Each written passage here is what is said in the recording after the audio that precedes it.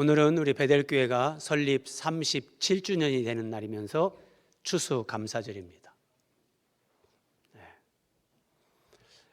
교회 역사 37년, 그리고 또 한 해에 이제 하나님 앞에 하나님이 베풀어 주신 은혜를 생각하면서 감사하는 추수감사절에 우리가 정말 감사해야 될 것은 무엇인가? 먼저 하나님은 우리를 하나님의 이 구속사의 역사의 무대에 우리 각 사람을 하나님은 주인공으로 부르셨습니다. 그리고 그 주인공들에게는 반드시 필연적으로 고난의 과정이 있습니다. 여러분, 어떤 드라마나 영화를 보시더라도 주인공은 반드시 고난의 과정을 통과합니다. 고난이 없는 사람은 조연, 엑스트라, 지나가는 사람, 1, 2, 고난 없습니다. 하나님이 주인공으로 택한 사람은 고난이 있습니다. 추수감사절에 우리가 정말 감사해야 될 것은 그 고난 속에 있는 하나님의 섭리, 고난 속에 있는 하나님의 숨은 그림을 발견하면서 하나님 앞에 감사할 수 있어야 되는 겁니다. 자, 오늘은 숨은 그림 이야기로 말씀을 시작할까 합니다. 자, 화면 띄워주시기 바랍니다. 강원도 영월에 가면 동강이 있습니다. 이 동강을 소재로 해서 한 작가가 동화집을 발표를 했는데, 자, 동강의 아이들입니다. 한 24년 전에 이 책이 만들어졌는데 재미있는 그림들이 이렇게 들어가 있으면서 아주 엄마 아빠와 함께 소박하게 살고 싶어하는 그 오누이의 이야기를 그린 내용입니다. 엄마가 시장에 갔습니다. 콩, 깨 이런 걸 가지고 그런 걸 팔아서 이제 거기에서 돈을 얻어서 이 자녀들의 크레파스, 운동화를 사오겠다고 약속하고 시장에 갔습니다. 그래서 오누이가 이 강가에서 바위 위에도 올라가고 오솔길에 왔다 갔다 하면서 오빠가 여동생을 업어주면서 그러면서 오빠 지금 엄마는 어디쯤 오실까? 오빠가 말합니다. 아직 해가 저기쯤 있으니 어디쯤 오고 계실 거야. 서로 그렇게 얘기를 하면서 이 돌 가지고 강물에 그 물제비 던지기도 하면서 서로 대화를 주고받는 그런 내용입니다. 자, 여러분, 이 그림을 한번 보십시오. 그냥 강물이 보이고 그냥 이렇게 오솔길이 보이고 나무가 보이고 바위가 보입니다. 여기에 작가의 숨은 그림, 작가의 의도가 여기에 담겨 있습니다. 엄마가 언제 와, 오빠? 시장에 간 엄마. 이들이 어디에서 무엇을 하든지 그 엄마를 기다리는 그들의 마음을 이 그림 한 장으로 이 작가는 보여주는 겁니다. 자, 이 아빠의 직업이 뭔가 우리는 이 아래 그림을 통해서 알 수 있습니다. 자, 배경이 강원도잖아요. 자, 아빠의 직업은 뭘까? 아빠도 돈을 벌러 가셨는데 이 작가가 이런 숨은 그림을 그려놓습니다. 반쪽은 강물에 비치게 이런 그림을 그리면서 아빠의 직업이 보이십니까? 탄광에 일하러 간 광부입니다. 이 광부들이 쓰는 이 모자를 쓰고 앞에 빛이 비춰지는, 생각 없이 보면 이 그림책에서 이런 숨은 그림을 우리는 볼 수가 없습니다. 작가는 이런 의도를 가지고 숨은 그림을 여기에 삽입시키고 메시지를 주는 겁니다. 한 장만 더 보겠습니다. 그냥 평범한 강이 흐르는 강물, 거기에 바위가 있고 나무가 있습니다. 그런데 그 강물에 비춰진 이 그림을 통해서 이 작가가 얘기하는 건 이겁니다. 엄마도 자녀들도 기도하는 거예요. 아빠와 엄마와 우리는 행복하게 소박하게 살고 싶습니다. 우리 가정에 그런 기도가 이루어지면 좋겠습니다. 가족들의 그런 염원, 이 그림에 다 나타나요. 자, 여러분, 저는 이 동강의 아이들 이 책을 보면서 한 사람, 한 작가의 작품에도 이런 숨은 그림이 있고 메시지가 담겨 있습니다. 그렇다면 하나님께서 우리에게 주신 하나님의 말씀이라고 하는 이 성경은 창세기부터 요한계시록까지 기록되는데 약 1600년의 세월이 걸립니다. 1600년의 세월 동안 40여 명의 저자를 통해서 하나님께서 성령의 감동으로 이 말씀을 기록하게 하셔서 이 말씀이 하나님의 말씀이다, 우리에게 그렇게 말씀하시고 이 성경이 주어졌습니다. 그러면 이 성경에는 무엇이 담겨 있는가? 하나님이 우주를, 만물을 창조하시고 인생을 지으시고 우리를 이 땅에 태어나게 하시고 살아가게 하시는 한 인생의 숨은 그림이 이 성경 안에 다 있습니다. 나는 왜 이런 일을 겪었는가? 나는 왜 이런 고통, 아픔을 겪어야만 했는가? 내 인생에서 이 고난, 시련의 의미는 무엇인가? 스스로 깨닫기는 어렵습니다. 그런데 성경은 우리의 관점을 90도 또는 180도 돌리게 만들어주면서 그 숨은 그림을 보고 진리를 깨닫게 하십니다. 성경에는 진리와 생명이 담겨 있습니다. 여러분, 이 무시무시한 말씀이에요. 진리와 생명이 담겨 있다. 자, 예수님께서 요한복음 14장 6절에서 이렇게 말씀하셨습니다. 내가 곧 길이요 진리요 생명이다. 예수님이 이렇게 말씀하셨어요. 그럼 여러분, 여기서 생명이 뭘까요? 자, 코끝에 손을 대보고 들숨 날숨이 느껴지면 우리는 아직 생명이 붙어 있다, 그렇게 말할 수 있죠?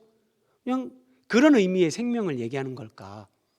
예수님이 생명이시라는 것, 우리에게 생명이 있다는 것은 바로 이런 의미입니다. 생명이란 우리에게 생을 명하신 분이 계시다는 겁니다. 생을 명령받은 것, 이것이 생명입니다. 그래서 생명이신 예수 그리스도를 만나고 생명이신 예수 그리스도를 통해서 나는 이 땅에 왜 태어났는가? 나는 왜 살아야 되는가? 이런 깨달음을 얻지 못하면 여러분, 사람은 돈 따라갑니다. 눈에 보이는 것 따라갑니다. 그리고 자기 육체의 욕망을 따라갑니다. 그런데 돈 따라가고 눈에 보이는 물질을 따라가고 육체의 욕망을 따라 살면서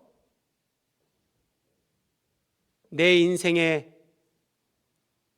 결산을 해야 되는 그때, 내 심장의 고동이 멈추고 내 몸에 피가 식어지고 내 입안에 혀가 굳어지는 그 순간에 돈 따라가고 물질 따라가고 보이는 것 따라간 사람은 반드시 후회합니다. 인생은 돈을 벌어야 됩니다. 그렇지만 돈을 벌기 위해서 우리는 이 땅에 온 게 아닙니다. 그것은 한 부분이지만 그것보다 더 중요한 가치, 그것을 진리라고 합니다. 예수님은 내가 곧 길이요 진리다. 사람이 왜 살아야 되는지, 내 삶의 이유, 삶의 목적을 깨달아야 되는 거죠. 네. 이게 진리예요. 그래서 성경은 길이요 진리요 생명이신 예수 그리스도를 우리에게 끊임없이 계시해주고 가르쳐줍니다. 그리고 그 예수님을 만나면 이제 비로소 내가 어떤 인생을 어떻게 살아가야 되는지 그 길을 발견하게 되는 거예요. 그리고 그 진리를 살아가면서 하루를 살아도 감격이 있고 울림이 있고 벅찬 감동이 있는 그 삶을 살아가는 거예요. 돈을 초월해서 지금 아무 걱정 없이 내가 편안해서 그런 순탄한 삶, 그걸 뛰어넘는 인생의 진정한 행복을 누리게 되는 거예요. 그래서 성경에서 우리는 언제나 예수 그리스도를 만나야 됩니다. 그 예수 그리스도를 볼 수 있어야 됩니다. 왜냐하면 성경이 그 예수님을 우리에게 계속해서 보여주니까요. 자, 신명기 32장, 마치 독수리가, 하나님께서 독수리를 예를 들면서 독수리가 자기 새끼를 정말 강하게 훈련시키잖아요. 그렇게 했던 것처럼 하나님께서 이집트에서 종살이에서 이제 출애굽한 그들을 독수리가 자기 새끼 위에 자기의 그 새끼를 위에 날개 위에 너풀거리며 날개를 펴서 새끼를 받으며 그 날개 위에 그것을 엎는 것 같이 여호와 하나님께서 이스라엘을 그렇게 인도하시고 그들과 함께 했다, 이렇게 말씀하시는데, 자, 이 말씀을 그림으로 보면, 동강의 아이들처럼 그림으로 본다면 이렇게 그림으로 묘사할 수 있어요. 독수리가 있습니다. 나뭇가지를 주워다가 집을 짓습니다. 거기에 새끼를 낳고 새끼에게 먹이를 물어다 주면서 새끼를 키웁니다. 하나님이 이렇게 말씀하시는 거예요. 내가 너희를 업어서 이렇게 양육했고 먹이를 공급했고. 그런데 여러분, 이렇게 보면서 독수리, 성경을 그렇게만 보면 성경의 핵심을 터치하지 못하는 거예요. 자, 이 그림도 우리가 한번 돌려보자고요.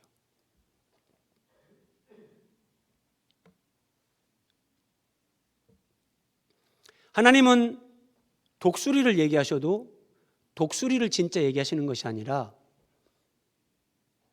거기서 예수 그리스도를 말씀하시는 거예요. 가시관 쓰시고 우리를 위해 십자가에서 죽임당하시고 부활하심으로 우리를 구원하시고 우리가 살아갈 길이 되시고 우리의 삶의 이유와 존재 목적이 되시는 진리가 되시고, 나는 이 땅에 왜 왔는가, 무엇을 위해 살아야 되는가, 나에게 생을 명하신, 생명을 주신 그 하나님을 만나고 그 하나님 앞에 그 의미 있는 삶을 살아가게끔 예수 그리스도를 보여주는 겁니다. 오늘 우리가 함께 합독한 본문에 이런 숨은 그림이 연속적으로 담겨 있습니다. 10절 말씀 우리 같이 한번 읽어보겠습니다. 시작. 너희는 내가 너희에게 주는 땅에 들어가서 너희의 곡물을 거둘 때에 너희의 곡물의 첫 이삭 한 단을 제사장에게로 가져갈 것이요. 그냥 읽으면 읽긴 읽었는데 이게 도대체 무슨 말이야? 아무런 그런 깨달음, 느낌이 없습니다. 그래서 생각해야 됩니다, 여러분. 자, 너희의 곡물. 자, 이스라엘 백성들이 지금 레위기 말씀을 받는 것은 시내산입니다. 시내산에서 하나님으로부터 율법을 받고 성막을 계시받고 이런 성막의 제사제도 이런 것들을 지금 레위기 말씀을 받고 있는 건데, 이제 그들이 한 38년 후에 이제 가나안 땅에 들어가거든 하나님이 말씀하시는 거예요. 가나안 땅에 들어가면 이제 농사를 짓잖아요. 농사를 지어서 곡물의 첫 이삭을, 그래요. 곡물. 그러면 여기서 생각해야 됩니다. 곡물.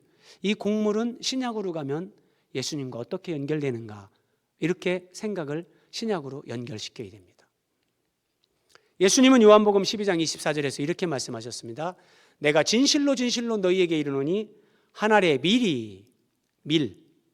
한 알의 밀이 땅에 떨어져 죽으면 많은 열매를 맺는다. 그럼 여기서 한 알의 밀은 누구죠? 예수님이에요. 그 예수님이 한 알의 밀인데 땅에 떨어져서 죽어요. 십자가에서 죽는 거예요.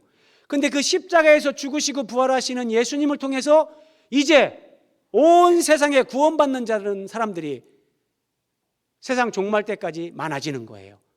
네. 한 알의 밀이 땅에 떨어져 죽으면 많은 열매를 맺는다. 여기서 한 알의 밀이 예수님입니다. 그래서 이 곡물은 한 알의 밀로 이 땅에 오신 예수 그리스도를 하나님은 예수님이 오시기 1500년 전에, 지금부터 3500년 전에 레위기 말씀으로 예수님을 계시하시는 거예요. 그런데 한 알의 밀이, 이 밀이 땅에 심어져요. 그리고 흙으로 덮어버리죠. 그럼 그 속에서 이 밀은 이제 싹이, 겉껍질이 썩어지면서 발화를 하면서 이게 싹이 나오면서 이제 줄기가 나오고 열매를 맺는데, 그 밀 한 알이 아마 최소한 100개 이상 많은 열매를 맺죠. 자, 그러면 곡물의 첫 이삭, 그럽니다. 첫 이삭. 곡물의 첫 이삭. 그러면 이 곡물의 첫 이삭은 뭔가? 사도 바울이 이렇게 해석을 해줍니다. 고린도전서 15장 20절인데, 그리스도께서 죽은 자 가운데서 다시 살아나사 잠자는 자들의 첫 열매가 되셨도다. 여기 잠자는 자들, 죽은 자들. 성경은 사람이 죽었을 때 믿음의 사람을, 그들의 죽음을 죽음이라고 묘사하지 않습니다. 잠잔다 그래요. 왜냐하면 잠에서 우리가 깨어나 일어나는 것처럼 믿음의 사람들은 생명의 부활로 다시 일어나기 때문에, 그래서 잠잔다, 그 잠자는 자들의 첫 열매, 예수님이 부활하시면서 부활의 첫 열매가 되셨습니다.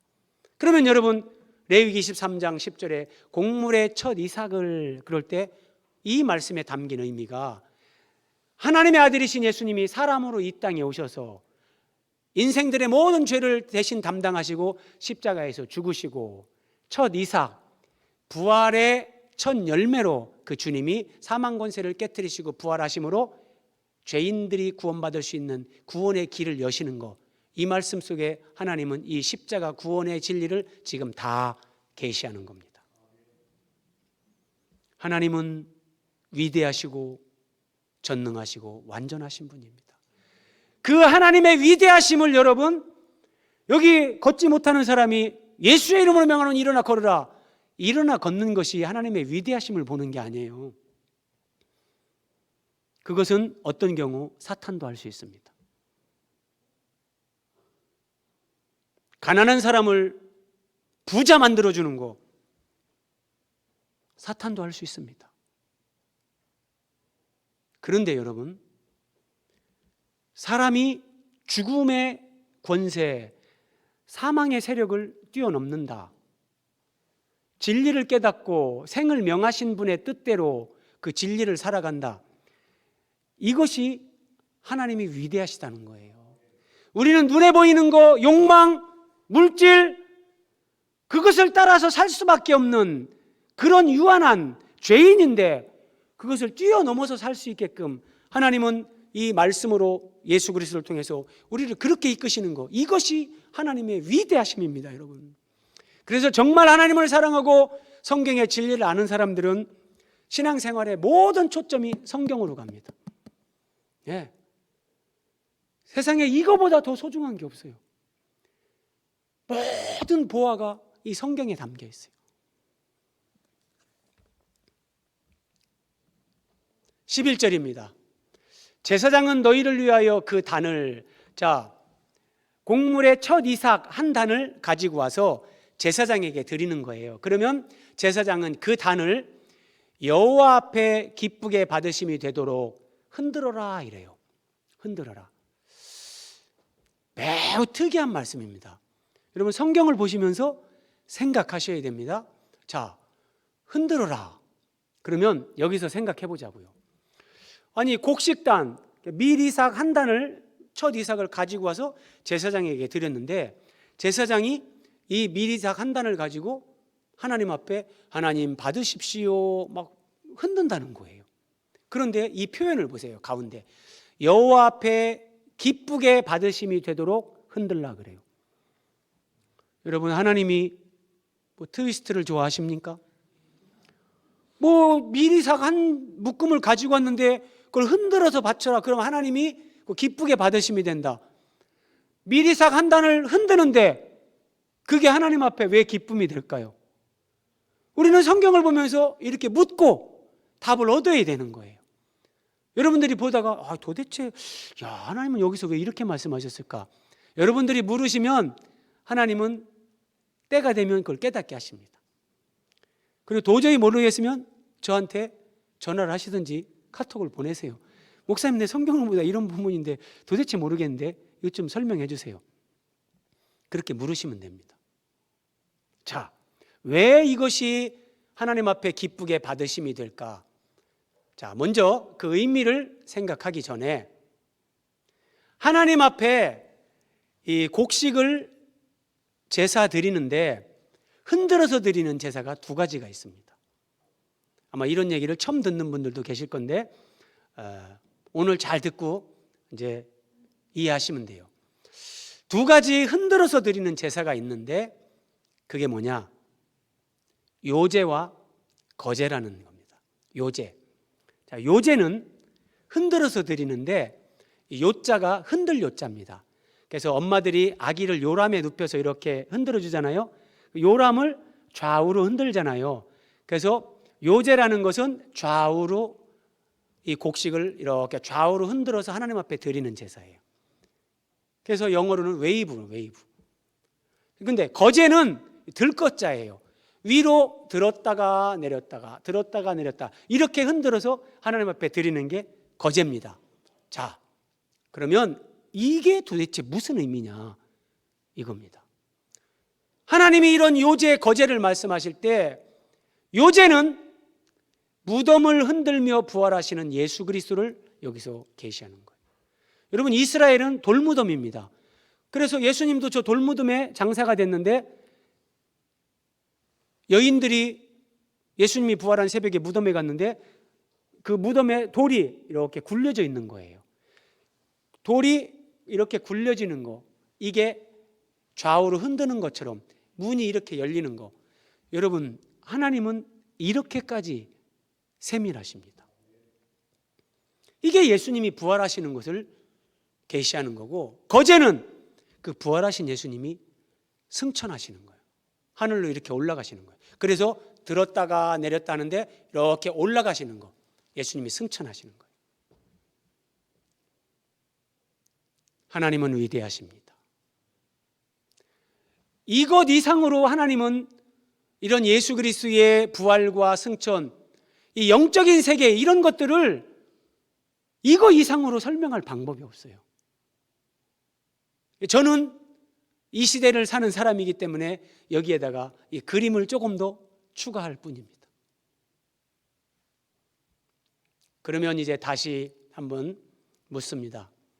여러분, 구약의 안식일은 무슨 요일이죠? 자, 오늘 우리는 일요일, 이렇게 주일이라 하면서 일요일에 모여서 예배를 드리는데, 구약의 안식일은 토요일입니다. 구약의 안식일은 토요일인데, 그러면 예수님은 무슨 요일에 부활하십니까? 예수님이 부활하시는 것은 일요일입니다. 일요일. 자, 이 두 가지 사실을 기억하면서 오늘 말씀 보기 전에 먼저 확인하는 겁니다. 예수께서 안식 후 첫날, 그러면 안식일은 토요일이죠? 그리고 안식 후 첫날이면 일요일이에요. 그렇죠? 그래서 예수님은 일요일 이른 아침 새벽에 살아나십니다. 부활하신 거예요. 자, 오늘 본문 11절입니다. 제사장은 너희를 위하여 그 단 미리삭 한 단을 여호와 앞에 기쁘게 받으심이 되도록 흔들되 안식일 이튿날에 흔들어라 그래요. 안식일 다음 날에 이 미리삭 한 단, 그 단을 흔들어라. 그러면 안식일 이튿날이면 일요일입니다. 예수님이 일요일에 무덤을 흔들면서 무덤의 돌문을 열어 제끼면서 예수님이 부활하시는 겁니다. 저는 이런 말씀을 처음 깨닫게 될 때, 글쎄요, 저는 신학대학원 3학년 이제 그때부터 이제 이런 말씀을 정말 성경을 알고 싶어서 많이 울었거든요. 그때부터 하나님이 이런 은혜를 주셔서 뭐 이런 말씀을 보게 되면서 정말 이런 걸 처음 깨닫게 될 때는 저는 정말 막 뒤집어졌어요. 너무 감격스러워서, 야, 정말 성경이 이런 거구나. 그래서 그 뒤로 저는 다 바뀌었어요. 모든 것의 중심이 성경으로 옮겨지고 성경이 말씀하시는 대로, 성경대로. 하나님은 이런 분이세요. 예수님이 이 땅에 태어나시기도 전에 1500년 전에, 예수님 탄생 1500년 전에 예수님이 사람의 아들로 이 땅에 와서 어떻게 고난을 받고 어떻게 죽고 어떤 무덤에 어떻게 장사되고 정확하게 며칠 뒤에 어떻게 무덤을 열고 어떻게 부활하는지, 그 모든 것이 하나님의 계획표, 시간표가 성경에 기록되어 있고 예수님은 그 시간표 그대로 그 말씀을 성취하셨습니다. 여러분, 우리의 인생은 그냥 되어지는 게 아니에요. 우연 같고 내가 왜 이런 일을 겪지? 그 모든 것이 하나님의 계획과 시간표 안에서, 하나님의 주권과 섭리 안에서 그런 것들을 우리는 경험하는 겁니다. 그리고 금년 한 해 살아오시면서 오늘 추수감사절에 뭐 저는 그렇게 막 감격스럽게 그렇게 감사할 게 별로 없는 것 같은데요. 이런 분도 계실 수 있죠. 아이고 하나님 감사는요 그냥 사는 것 자체가 힘든데요. 그런 분도 계실 수 있죠. 그런데 조금 더 가보세요. 그것이 끝이 아니고 결론이 아니에요. 그건 과정이기 때문에 하나님이 맺어주시는 결론 안에서 다 감사 찬양하게 되실 겁니다. 자, 그래서 이것이 여호와 앞에 기쁘게 받으심이 되는 거예요. 무슨 의미입니까?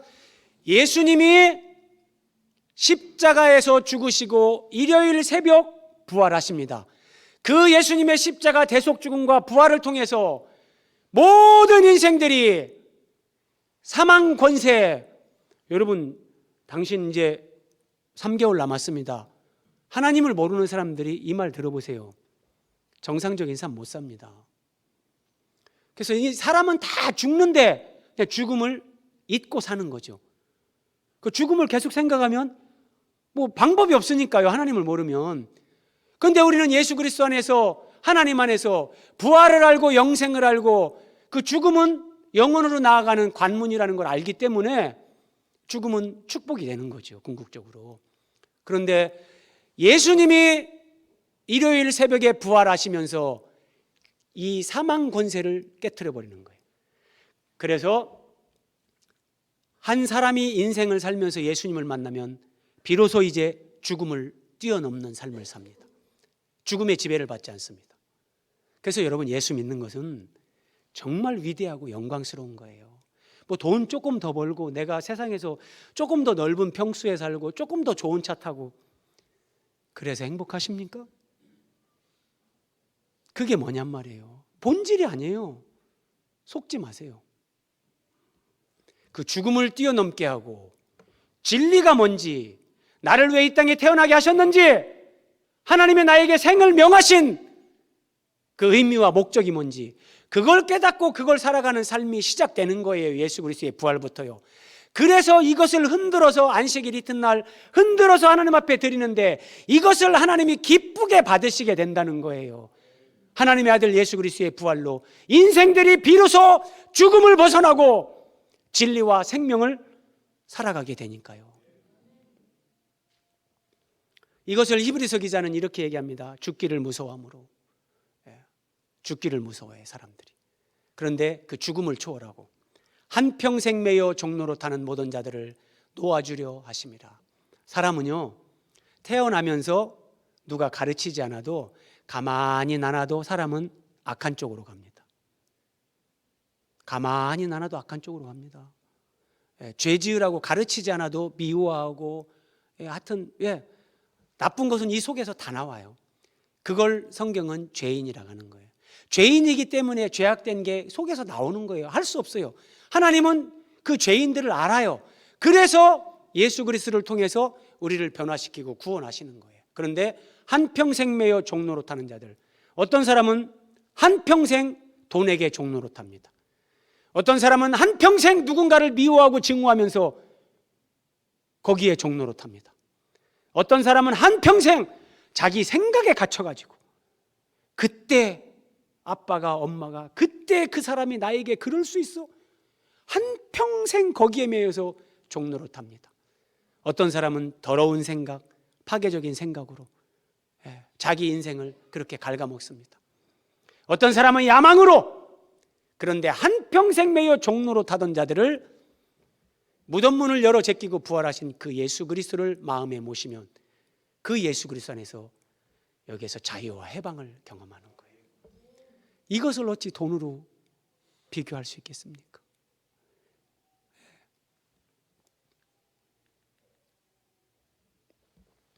우리가 살아가는 이 세상, 우주 전체, 여기를 포함해서 자연계라고 합니다. 근데 이 자연계는 하나님이 계신 세 번째 하늘, 영적인 세계, 영계의 그림자. 자, 이게 무슨 말이냐? 한번 보세요, 여러분. 우리가 살아가는 이 세상에 농부가 씨를 심습니다. 그리고 때가 되면 열매를 거두죠. 그런데 땅에 뭔가 씨를 심는 것, 이것은 영적으로 이걸 보여주는 겁니다. 사람이 있는데 사람의 마음이라는 게 있습니다. 사람의 마음 밭에 뭔가가 심어집니다. 어떤 사람은 여기에 미움이 들어오고, 어떤 사람은 정말 탐심이 들어오고, 어떤 사람은 이 마음 밭에 예수님이 하늘의 밀, 그 밀 씨앗으로 여기에 딱 심어집니다. 그러면 그 인생에서 맺는 열매는 하늘과 땅의 차이가 납니다. 자, 추수 때가 옵니다. 씨앗을 심으면 추수 때가 옵니다. 이것은 인생을 결산하는 때, 우리 영혼의 추수 때가 있는 것을 보여주는 그림자입니다. 자, 예수님이 천사들과 함께 이 세상에 이제 만왕의 왕으로 심판주로 오시는 날이 있습니다. 근데 그 예수님의 손에 뭐가 들려 있습니다. 혹시 뭔지 아시겠습니까? 저 그림에 예수님의 손에 뭐가 있는지 아시겠습니까? 예, 낫입니다. 낫. 요한계시록 14장 14절, 구름 위에 인자 같은 이가, 사람의 아들로 예수님은 오셨잖아요. 그 사람의 아들과 같이 그런 모양을 가지신 이가 예수님을 가리켜요. 구름 위에 예수님이 앉으셨는데 그 손에는 예리한 낫을 가졌더라. 이 그림을 확대하면 이것이 낫입니다. 낫. 이런 낫을 가지고. 그럼 왜 낫을 가지고 오냐? 영혼의 추수요. 구름 위에 앉으신 이가 낫을 땅에 휘두르매 땅에 곡식이 거두어지니라. 예수님이 무슨 미리삭, 보리를 추수한다는 게 아니라 인생, 영혼을 추수하는 겁니다. 하나님께서 생을 명하시고 생명을 부여하셨습니다. 그리고 그의 마음에 예수 그리스도의 생명 미리 심겨지면 그 열매를 맺는데 그 영혼의 추수를 하는 날이 있다는 거예요. 자, 오늘 말씀과 이것을 한번 연결해 볼게요. 오늘 말씀에서 곡물의 첫 이삭을 안식일 이튿날 제사장이 하나님 앞에 흔들어라 그랬잖아요. 그것이 부활의 첫 열매가 되시는 예수 그리스도께서 일요일 새벽 정말 사망 권세를 깨뜨리시고 부활하시는 거였다. 우리가 앞에서 살펴봤는데, 그러면 예수님이 죽으시고 부활하셔서 부활의 첫 열매가 되셨다. 그것이 우리에게 어떤 의미가 있는가? 추수감사절에 연결해서 한번 말씀을 상고하는 겁니다. 에베소 3장 17절 우리 같이 한번 읽어봅니다. 시작. 믿음으로 말미암아 그리스도께서 너희 마음에 계시게 하시옵고. 예수님 저 좀 도와주세요. 예수님 저도 예수님을 믿겠습니다. 이렇게 기도하면 희한한 건 부활하신 예수님은 어디에서든지 내 내면의 그런 세미한 음성도 들으세요. 그리고 그 예수님이 내 마음에 오십니다. 그러면 내 마음에 오신 예수님은 내 마음에서 뭐를 할까요? 이게 중요한 거예요. 자, 내 마음에 예수님이 오시는데 그 예수님이 요한복음 11장 25절에서 나는 부활이요 생명이다 이렇게 말씀하셨어요. 예수님은 부활 생명입니다. 그러면 예수님 저 좀 도와주세요. 내가 지나가는 소리로 그렇게 세미하게 한번 기도했다 할지라도 예수님은 내 마음에 오세요. 그런데 예수님이 오셨어도 대부분의 사람들은 그걸 처음에는 인지를 못해요. 근데 어떻게 오시냐 한번 보세요. 생명이신 예수님이 이렇게 사람의 마음입니다. 그 마음 안에 이렇게 생명으로 들어오십니다. 이것은 사람의 육안으로는 안 보여요. 마음 안에서 이루어지는 일이기 때문에. 그런데 예수님이 들어오셨어요. 그리고 이제 하나님 말씀을 통해서 성경의 진리를 깨닫고 기도하고 그 말씀에 내가 순종하고 말씀과 기도로 순종으로 그렇게 살다 보면 내 안에 들어온 생명이신 예수님이 성장합니다. 그냥 있는 게 아니에요. 우리가 여기 여러 사람이 앉아있지만 각 사람 안에 있는 예수님의 그 생명이 각기 다 달라요. 내가 어떻게 믿음 생활하고 어떻게 주님을 사랑하고 그 말씀에 순종하고 어떻게 말씀과 기도로 주님과의 관계 속에서 살아가는가, 그것에 따라서 내 안에 생명으로 들어오신 예수님은 이렇게 성장합니다. 그리고 마지막에는 생명이신 예수님이 내 마음보다, 나라는 존재, 내 자아보다 더 커집니다. 그러면 여러분, 이것을 저는 생명의 성장, 영혼의 성장 이렇게 얘기를 하는데, 앞단계에 첫 번째, 두 번째 정도 예수님을 믿고 예수님의 생명이 이렇게 쪼만하고 파란색 원이 나라고 생각하면 돼요. 내 자아의 생명. 그러면 예수님의 생명은 요만한데 내 자아의 생명은 요만해요. 그래서 예수님이 네가 그 사람 용서하고 사랑해 이런 마음을 주시는데 내 자아가 너무 커요. 그러면 예수님 가만히 계세요. 꽉 눌러버려요. 그러면은 더 이상 성장이 안 돼요. 그런데 이게 세월이 지나면서 하나님 말씀으로, 기도로, 우리가 순종으로 내 안에 예수님의 생명이 나보다 이제 더 커지는 거예요. 그러면 역전이 일어나요. 막 기분 나쁜 일이 생겼어요. 그래가지고 하다가 예수님의 생명이 여기서 딱 그걸 제어를 하는 거예요. 그럴 수도 있죠, 뭐. 예전 같으면 막 여기서 그냥 막 따발총처럼 독설이 나가는데 아이고 뭐 이렇게 되는 거예요. 그래서 내 안에 예수님의 생명이 이렇게 커지면 여러분 이게 영광이라니까요. 사람은 이렇게 바뀌는 거예요. 내가 정말 뭐 인내하고 노력해야지. 그래서 어금니 깨물고 내가 오늘은 화를 내지 않으리라. 막 옆에서 막 찌르는 사람이 있는데도 참아야 되느니라. 믿음은 그런 게 아닙니다. 안 될 때는 뭐 한번 버럭할 수 있죠. 그런데 내가 어금니 깨물고 참아야 되느니라가 아니라 예수님의 생명이 내 안에서 내 자아의 생명보다 더 커지면 내가 여기서 올라오던 이 화, 뭐 옛날 내 옛성품에서 올라오던 그런 것들이 올라오다가 그냥 내려가고 힘을 못 써요. 자아가 힘을 잃습니다. 여러분 이게 신비라니까요. 이게 생명이 성장하고 영혼이 성장하는 거예요. 그러면 부활 생명이신 예수님이 내 안에서 성장하면 어떻게 되는가? 여러분 똑같아요. 우리 자녀들이 아기가 태어나서 성장하잖아요. 다 넘어지면서 무릎 까면서 친구하고 싸우면서 그렇게 성장하는 것처럼 영혼의 성장, 이 생명의 성장도 다 그렇게 넘어지고 실패하고 그렇게 하면서 자라가는데, 첫 번째, 내 안에서 이 예수님이 생명으로 성장해 가면 나에게 생을 명하신 하나님, 이분에 대한 그 확고한 믿음 안에서 이제 말씀을 따라 사는 사람으로 바뀝니다. 그전에는 대부분의 사람들이 다 돈을 따라 삽니다. 어떻게 해야, 뭘 선택해야, 어디로 가야 돈을 더 버는가? 그런데 그게 아니라 하나님 말씀으로 사는 사람이 됩니다. 예전에는 내 감정, 내 기분, 내 느낌, 내 생각대로 살았습니다. 그런데 이제는 예수님으로 사는 사람이 됩니다. 신비라니까요. 신비해요. 그리고 그렇게 살다 보면 예수님의 마음이 내 마음에 이렇게 풍성해집니다. 그러면 누구든지 어떤 사람이든지 이렇게 반응합니다. 그럴 수도 있지. 도저히 용납하지 못하던 사람인데 그럴 수도 있지. 그렇게 됩니다. 여러분 운전하시면서 지금도 누가 끼어들게 하면 바로 열받으십니까? 주님의 생명이 성장하면 저 사람 오늘 뭐 되게 바쁜 일이 있는가 보네. 빨리 먼저 가세요.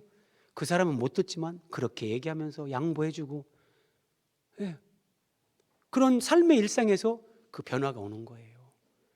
여러분 누가 뒷담화하면서 야, 그 사람이 네 욕했어. 여러분 그런 말 들었을 때 그런 말 전해주는 사람이 참 잘못하는 거죠. 근데 인간은요 죄인이기 때문에 그런 말을 전해주는 사람이 어떤 의도로 전해주든지 일단 그 사람에 대해서는 그냥 이렇게 넘어가고, 그 말 했다는 사람에 대해서 사람들이 이제 이야 그럴 수 있어? 시간이 지나면서 대부분은 그 사람을 미워하고 그래 관계 단절합니다. 근데 여러분 조금만 더 생각해 보세요. 여러분은 다른 사람 없는 자리에서 뒷담 안 했습니까? 저는 예전에 그런 걸 경험했어요. 누가 제 뒷담화를 했대요. 저도 옛날 같으면 두고 보자. 그런데 하나님 감사합니다. 참 저도 살아오면서 믿는다고 하면서도 다른 사람들은 없을 때 다른 사람들 얘기를 하면서 참 죄를 많이 졌는데 저도 그렇게 했었죠. 아직 그 사람도 그렇게 할 수 있죠. 그렇게 하면서 그 사람을 미워하지 않습니다. 그 사람을 만나게 될 때 전혀 그런 거 없었던 것처럼 그냥 포커페이스 하는 게 아니라 진짜 내 마음 안에서 그 사람을 미워하거나 내가 이렇게 딱 배제하는 그런 감정 자체를 내가 용납하지 않고 이게 예수님의 생명으로 예수님으로 사는 거예요. 여러분, 이것은 내가 10억을 벌었다 100억을 벌었다 돈으로 살 수 없는 거예요. 돈은 천국에 가져가지 못합니다. 그러나 예수님을 닮아가는 이 신앙 인격, 주님의 생명으로 변화된 이 생명의 성장, 이것은 천국으로 가지고 가고 영원으로 연결이 됩니다. 그리고 나누고 베푸는 삶을 삽니다. 우리는 모으는 거, 소유하는 거, 태어나면서부터 그냥 그런 존재예요. 그런데 우리의 본성을 이제 역류해서 사는 거예요. 나누는 사람, 베푸는 사람이 되는 거예요. 그리고 온유와 겸손, 낮아짐의 삶을 사는 거예요. 우리는 본성적으로 다 높아지는 거 좋아하거든요. 그런데 낮아지고 섬기는 거, 그렇게 하는 거예요. 그래서 가정에서도 남편들도 아내를 도와주고, 여러분 주방 봉사 하시는 분들, 저분들만 평생의 주방 봉사 아니잖아요. 그렇구나. 이렇게 봉사를 해서 나는 주일마다 교회에서 편하게 예배하고 식사를 하는구나. 이번 주는 나도 한번 소매 걷고 내가 한번 내 순번이든 아니든 나도 봉사해보자. 그런 마음으로 그렇게 그런 사람으로 바뀌는 거예요. 그리고 용서와 사랑의 사람으로 바뀝니다. 이게 하나님이거든요. 하나님 아버지의 마음, 예수님의 마음, 용서와 사랑. 죄인이었던 우리를 있는 그대로 받아주시고 용서하시고 사랑하시는 하나님 아버지의 마음, 우리 주님의 마음을 닮아가는 거예요. 여러분, 이게 그냥 안 돼요. 내 속에 생명이 성장해야. 육신적으로도 마찬가지예요. 진짜 할아버지 할머니는 손주들에게 다 주잖아요. 다 주는 거예요. 아까워하는 게 없어요. 그게 어른이 되는 거예요. 영적으로도 마찬가지예요. 우리가 주님 안에서 진짜 어른이 되고 우리 영혼이 성장하고 생명이 성장하면 주님의 성품, 주님의 생명이 따라오면서 그 삶이 따라오는 거예요. 자, 이것을 추수감사절이다 그러는 거예요. 하나님께서 우리를 부르시는 그날, 우리가 주님 앞에 서는 그날, 우리 인생을 결산하고 영혼을 주님께서 이렇게 추수하시는데, 내가 예수님의 생명으로, 예수님의 성품으로 어떻게 변화되어졌는가, 그 부분이요. 그리고 나는 정말 내가 그렇게 변화를 이루어가는 이것이 진실이라면 그 진실은 반드시 주님과 복음과 교회를 향한 충성과 헌신으로 나타납니다. 여러분, 우리가 지금 12월 첫 주까지 이런 사역 지원서 이런 거 적어내시라고 교회에서 광고하고 있잖아요. 목사님 광고하든 말든 나는 아무 관심 없습니다. 그럴 수 있어요. 그런데 내가 정말 영혼이 성장하고 주님의 생명이 내 안에서 자라가는 사람은요, 그런 광고 하나를 그냥 귓등으로 듣지 않습니다. 그래, 내년에 나는 어떤 부분에서 섬길까? 어떤 한 부분을 내가 섬길까? 나는 내년에 어떤 선교사님을 후원하면서 기도를 할까? 여러분, 이것은 정말 아름다운 것이고 성령의 인도를 따라서, 감동을 따라서 순종하는 것이 되는 겁니다. 이렇게 우리의 인생과 삶을 하나님 앞에서 결산하게 되는 날, 영혼에 추수하는 날이 오는데, 이것이 진정한 의미에서 하나님 앞에 우리가 드릴 것이 풍성한 것, 그것이 추수감사절. 오늘 그 열매가 나에게 풍성하지 않다 할지라도 너무 낙심하지 마십시오. 눈물을 흘리며 씨를 뿌리면 거두는 때가 옵니다. 울며 씨를 뿌리러 나가면 반드시 기쁨으로, 나는 안 될 것 같은데, 나는 변화되지 않을 것 같은데, 이 중독에서 나는 끊을 수 없을 것 같은데 아닙니다. 하나님이 하십니다. 예수 그리스도의 부활 생명으로 바위를 깨면서 내가 안 되는 그것을 하나님이 되게끔 하십니다. 우리 인생, 여러분의 가정, 직장, 우리의 삶에서 하나님은 이 일을 이루십니다. 낙심하지 마시고 금년에 추수감사절에 하나님 앞에 드리는 열매가 풍성하지 않다 할지라도 우리에겐 또 내년이 있습니다. 내년을 기대하시면서 하나님 앞에 감사하시기 바랍니다. 기도하겠습니다.